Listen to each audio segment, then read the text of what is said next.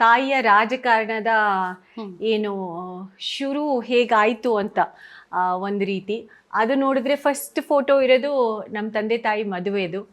ಆಗ 79 ಮದುವೆ ಆದ ಸಂದರ್ಭದಲ್ಲಿ ಇಂದಿರಾ ಗಾಂಧಿ ಅವರು ಅವ್ರ ಮದುವೆಗೆ ಬಂದು ಊಟ ಮಾಡ್ಕೊಂಡು ಹೋದ್ರು.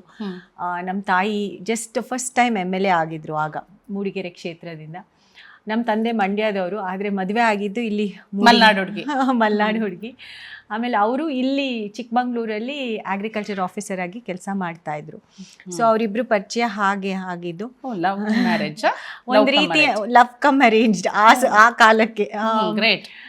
ಸೊ ಅದು ಫಸ್ಟ್ ಆದರೆ ತುಂಬ ಮುಖ್ಯವಾದ ಇತಿಹಾಸ ರಚನೆ ಮಾಡಿದಂಥ ಒಂದು ಫೋಟೋ ಅಂತ ಹೇಳಬಹುದು. ಹೌದು, ಹಿಸ್ಟ್ರಿ ಕ್ರಿಯೇಟ್ ಮಾಡಿ.